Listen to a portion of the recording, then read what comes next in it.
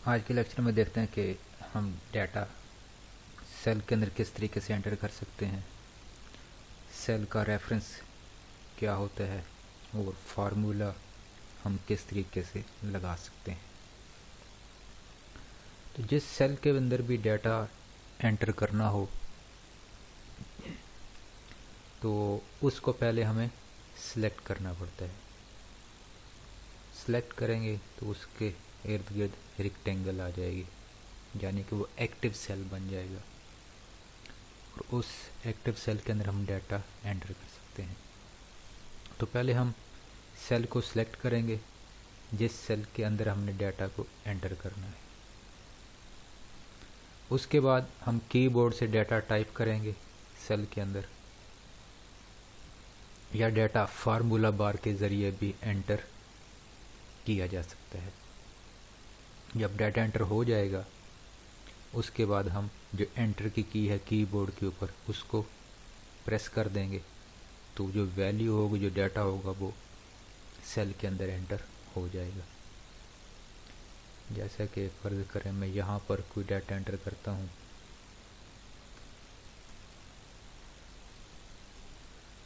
ये मैंने पहले सिलेक्ट किया उसे, फिर कीबोर्ड से एक वर्ड टाइप किया शुगर। अब ये मतलब यही वर्ड मैंने टाइप करना था, उसके बाद मैं एंटर प्रेस करूँगा तो ये हो गया, कंप्लीट हो गया। इसके बाद अगर मैं यहाँ पर कोई और डाटा एंटर करना चाहता हूँ कि वीट, तो ये एंटर हो गया। तो ये देखें जो डाटा आप यहाँ पर एंटर कर रहे हैं ये फार्मूला बार है, ये फार्मूला बार है और यहाँ पर वही डाटा आपको डिस्प्ले हो रहा है। अगर आपने फ़र्ज़ करें या इसको तब्दील करना है तो यहाँ पर क्लिक करें, ये देखें फार्मूला बार पर भी आ गया। ये यहाँ पर क्लिक करके आप इसे तब्दील कर सकते हैं। एंटर प्रेस कर दें, ये हो गया। इस तरह अगर कोई वैल्यू लिखना चाहते हैं वो भी लिख सकते हैं। 50 लिखी वैल्यू तो ये 50 इसके अंदर आ गए, तो ये फार्मूला बार के ऊपर भी डिस्प्ले हो रही है। तो इस तरीके से हम सेल के अंदर वैल्यू को एंटर कर सकते हैं।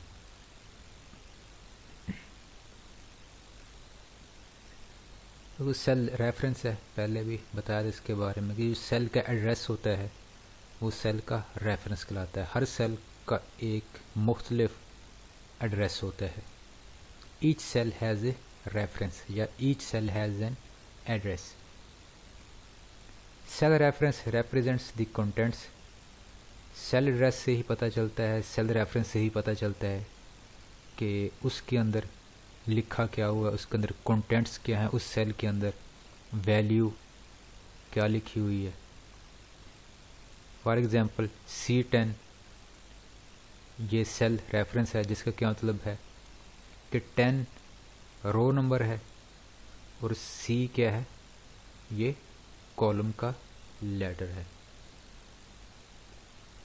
जैसा कि ये एक्टिव सेल है, इसका क्या मतलब है कि C इसका कॉलम लेटर और 4 क्या है, इसका रो नंबर, ये C4 यहाँ पर मेंशन है। अगर ये देखना चाहें कि जो वीट का जो सेल है इसका रेफरेंस क्या है, तो ये G और 4, ये देखें G4 यहाँ पर डिस्प्ले हो रहा है। इस तरह इस सेल का अगर देखना चाहे तो ये G5 है, G5। तो सेल रेफरेंस के ज़रिए ही हम उसके अंदर जो सेल के अंदर जो वैल्यू लिखी होती है उसको हम यूज़ कर सकते हैं।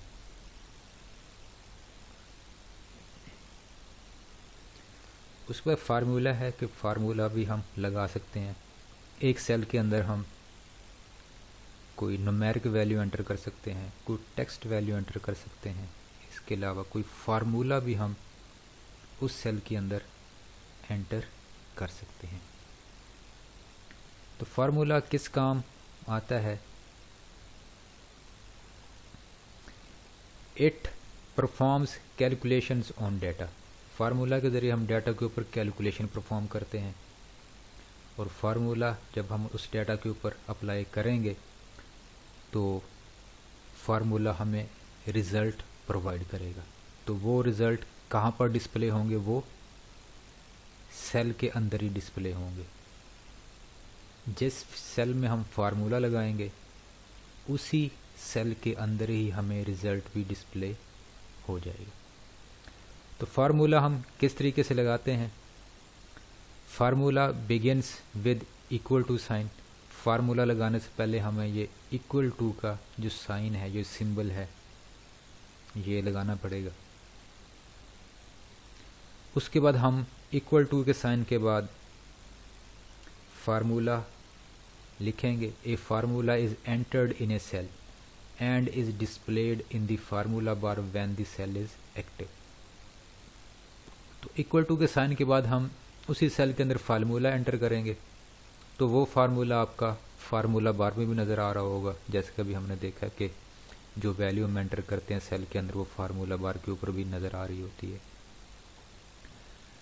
तो किसी सेल के अंदर जब फार्मूला लगाएंगे, जब एंटर प्रेस कर देंगे तो फार्मूला डिसअपेयर हो जाता है, गायब हो जाता है, और जो फार्मूले का जो रिज़ल्ट है वो फिर डिस्प्ले होता है। तो अगर हमने देखना हो कि इस फार्मूले में इस सेल के अंदर कौन सा फार्मूला लगा हुआ है, तो फिर वो हमें फार्मूला बार के अंदर ही नज़र आएगा, क्योंकि सेल के अंदर फार्मूला गायब हो जाता है और सेल के अंदर फार्मूले का हमें फिर रिज़ल्ट मिलता है।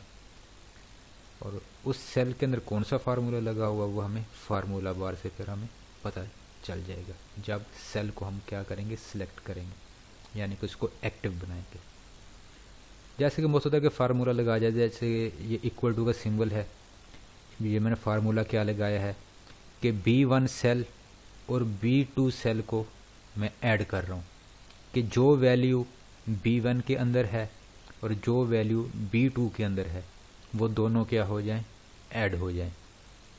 इसी तरह यहाँ पर मैं क्या कर रहा हूँ कि A1 के अंदर जो वैल्यू मौजूद है उसमें से सबट्रैक्ट हो जाए वो वैल्यू जो वैल्यू A2 सेल के अंदर मौजूद है। तो इसी को हम परफॉर्म करते हैं। मैं कुछ वैल्यू लिख देता हूँ, फर्ज करें यहाँ पर 4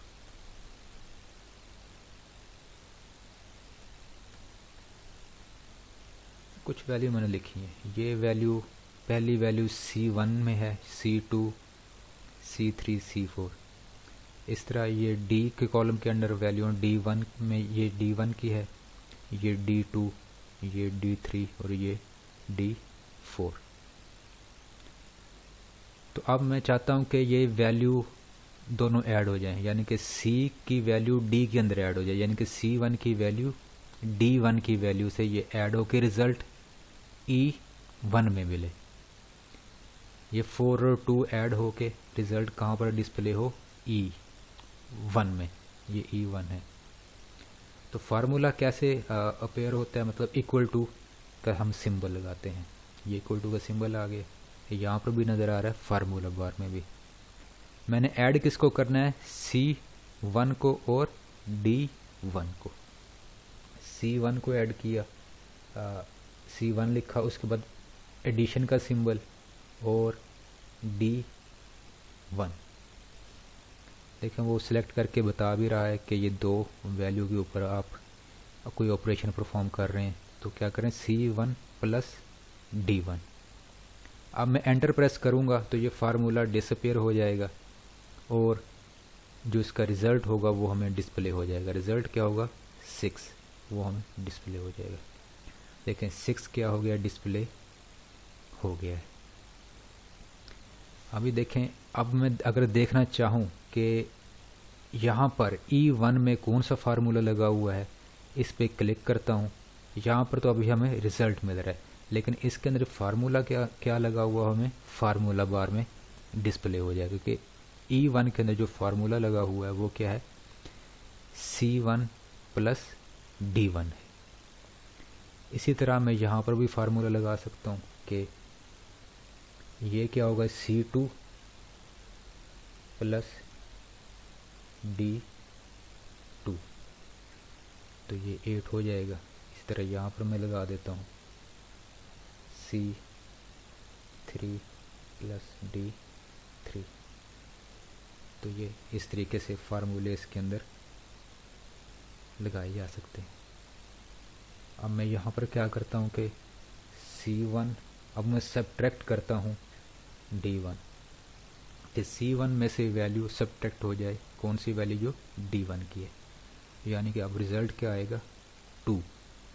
देखें 2 क्या आ गया, उसका रिज़ल्ट आ गया। तो इस तरीके से फार्मूले हम अप्लाई कर सकते हैं।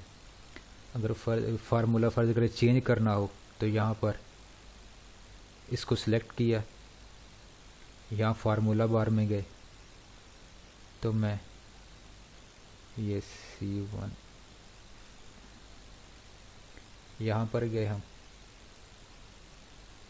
ये C1 नहीं सॉरी, यहाँ पर क्या C4 और D4, ये होगा 2।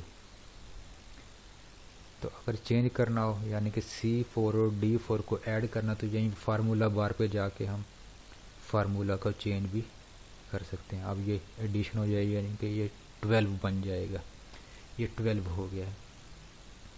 तो इस तरीके से फार्मूला बार के ज़रिए हम फार्मूला एंटर भी कर सकते हैं, और जो फार्मूला अगर पहले से मौजूद है उसको हम तब्दील भी कर सकते हैं।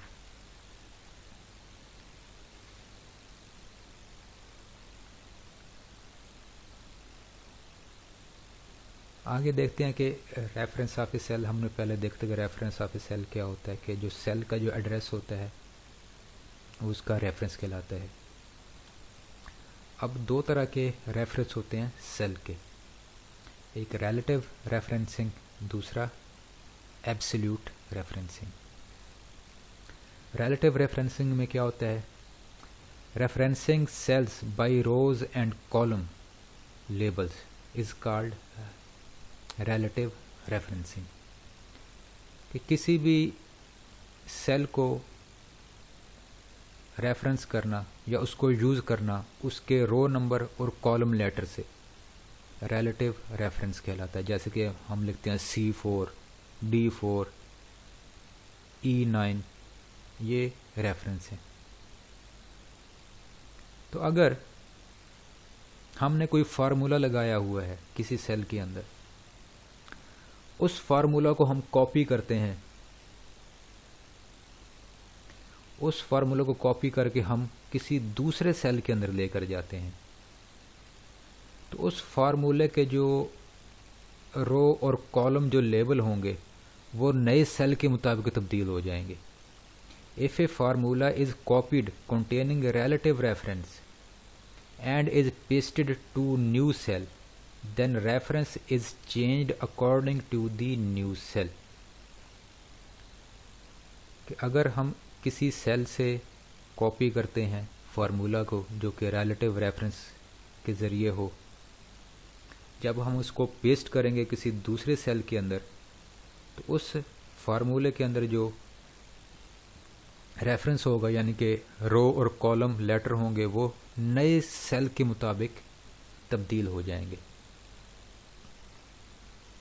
जैसा कि इसी एग्जांपल को देखें, ये मैं डिलीट कर देता हूँ। यहाँ पर मैंने कौन सा फार्मूला लगाया है कि C1 प्लस D1। अब इसी को मैं कॉपी करता हूँ, राइट क्लिक करके कॉपी किया। अब मैं यहाँ पर इसके नीचे पेस्ट करता हूँ यहीं पर। तो मैंने कॉपी क्या किया है, C1 प्लस D1, उस फार्मूले को कॉपी किया है। अब मैं उससे नीचे वाले पे पेस्ट करता हूँ। अब ये देखें यहाँ पर पेस्ट हो गया, लेकिन यहाँ पर क्या हुआ है, C2 प्लस D2। कॉपी मैंने कौन सा किया था, C1 प्लस D1, लेकिन जब उसे पेस्ट किया तो वो क्या हो गया, C2 प्लस D2। तो क्या हुआ कि वो नए रेफरेंस के मुताबिक तब्दील हो गए। यहाँ पर फार्मूला क्या कर रहा था, C1 प्लस D1 कर रहा था। जब मैंने इसे कॉपी करके पेस्ट किया तो वो इसके मुताबिक तब्दील हो गया, C2 प्लस D2। अब इसी तरह जब मैं कॉपी करके यहाँ पर पेस्ट करूँगा तो इसी के मुताबिक तब्दील हो जाएगा। तो क्या हो जाएगा, C3 प्लस D3। इस तरह अगर यहाँ पर पेस्ट करूँगा तो वो हो जाएगा C4 प्लस D4। तो इसे क्या कहा जाता है? रिलेटिव रेफरेंस कहा जाता है। यानी कि जो एड्रेस हमने यूज़ किया है कि ये कॉलम लेटर हो गया C, उसके बाद रो नंबर होगी, इसे क्या कहता है? रिलेटिव रेफरेंसिंग कहा जाता है। दूसरा तरीका इसका ये भी है कि बजाय इसके कि एक एक सेल को कॉपी करके पेस्ट किया जाए, अगर एक ही फार्मूला है, वो हमने सारे के सेल के ऊपर वही का वही फार्मूला लगाना है, तो पहले सेल को सिलेक्ट करें और इसके नीचे वाले कॉर्नर पर आएँ। यहाँ पर ये क्रॉस का सिंबल आ गया है। अब माउस का क्लिक, जो लेफ़्ट क्लिक है, वो प्रेस करके रखें और इसको ड्रैग करके नीचे लाएं जहाँ तक आप ये फार्मूला लगाना चाहते हैं। उसके बाद माउस के बटन को रिलीज़ कर दें। देखें फार्मूला ऑटोमेटिकली बाकी सेल्स के ऊपर भी लग गया। ये आपने C1 प्लस D1 था, इसको ड्रैग करके नीचे लाए हैं तो वही फार्मूला तब्दील हो गया, C2 प्लस D2 हो गया। यहाँ पर क्या हुआ? C3 प्लस D3 और यहाँ पर C4 प्लस D4। इसी तरह इसी फार्मूले को अगर आप नीचे लेकर जाना चाहते हैं तो ड्रैग करके इसे मज़ीद नीचे ले जाएं, तो यहाँ पर वो 0 0 डिस्प्ले कर रहा है क्योंकि यहाँ पर कोई वैल्यू मौजूद नहीं है। जैसे आप वैल्यू यहाँ पर लिखेंगे तो वैसे ही वो क्या हो जाएगी, यहाँ पर रिज़ल्ट ऑटोमेटिक कंप्लीट हो जाएगा। अगर यहाँ पर मैं कोई वैल्यू चेंज करता हूँ, यानी कि 6 प्लस 4 हो रहा है 10 आ रहा है, जैसे मैं कोई वैल्यू तब्दील करता हूँ तो ऑटोमेटिकली रिज़ल्ट भी उसी के मुताबिक ही तब्दील हो जाएगा। अगर मैं यहाँ करता हूँ 1, एंटर प्रेस करता हूँ तो रिज़ल्ट भी देखें ऑटोमेटिकली तब्दील हो जाएगा। यहाँ पर 10 है तो क्या हो जाएगा, ये 5 हो जाएगा। ये देखें ये 5 रिज़ल्ट हो गया। यानी कि ऑटोमेटिकल रिकैलकुलेशन इसके अंदर परफॉर्म होती है। अब देखते हैं कि दूसरी टाइप की referencing, absolute referencing. Absolute references क्या है कि इसमें हम भी रेफरेंस करते हैं सेल को रो और कॉलम के लेटर से, उनके लेबल से, लेकिन रो और कॉलम से पहले हम एक डॉलर का सिंबल लगा देते हैं। इस तरह की रेफरेंस को एब्सोल्यूट रेफरेंसिंग कहा जाता है। तो अगर हम कोई ऐसा सेल जिसके अंदर एब्सोल्यूट रेफरेंसिंग मौजूद हो, उसको हम कॉपी करते हैं और नए सेल के अंदर जाकर पेस्ट करते हैं, तो उस फार्मूले का जो एड्रेस होता है वो तब्दील नहीं होता नए सेल के मुताबिक। Cell address is not change according to the new cell. Relative reference के अंदर तो तब्दील हो जाता है नए सेल के मुताबिक, लेकिन एब्सोल्यूट रेफरेंसिंग में एड्रेस तब्दील नहीं होता। ये सारे मैं डिलीट करके अब यहाँ पर मैं एब्सोल्यूट रेफरेंस लगाता हूँ। C से पहले मैं डॉलर का सिंबल, इस तरह रो से पहले डॉलर का सिंबल, इस तरह D1 से पहले डॉलर का सिंबल और 1 से पहले डॉलर का सिंबल। तो ये एब्सोल्यूट रेफरेंस है। एंटर किया, रिज़ल्ट तो वही रहेगा कि C1 प्लस D1। अब इसको मैं कॉपी करता हूँ और इससे नीचे वाले पे पेस्ट करता हूँ तो ये तब्दील नहीं होगा। तो यानी कि ये वही रहेगा C1 और D1, यानी कि उन दोनों को ऐड करके ये रिज़ल्ट डिस्प्ले करवाएगा। ये देखें 6 आ रहा है, यहाँ पर भी उसने इसी रिज़ल्ट को ही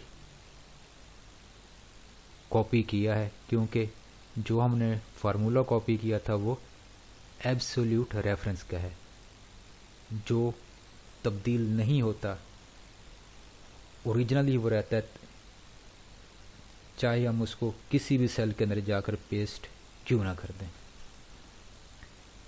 अगर दोबारा कॉपी करके इसे मैं यहाँ पर पेस्ट करता हूँ तो ये फिर भी 6 ही रहेगा, इन दोनों को वही ऐड करेगा। तो इन सेल्स के मुताबिक ये तब्दील नहीं होगा, क्योंकि मैंने कॉलम लेटर और रो नंबर से पहले डॉलर का सिंबल लगा दिया, जिसकी वजह से ये एब्सोल्यूट रेफरेंस में तब्दील हो गया है। तो आज के लेक्चर में इतना ही। कल फिर मज़ीद हम फार्मूला के बारे में देखेंगे कि फार्मूला और उसके अंदर फंक्शंस, जो बने बनाए फंक्शन, जो बिल्ट इन फंक्शन मौजूद होते हैं, उनको हम किस तरीके से इसके अंदर लगा सकते हैं, और मज़ीद हम चार्ट्स और ग्राफ्स के बारे में देखेंगे।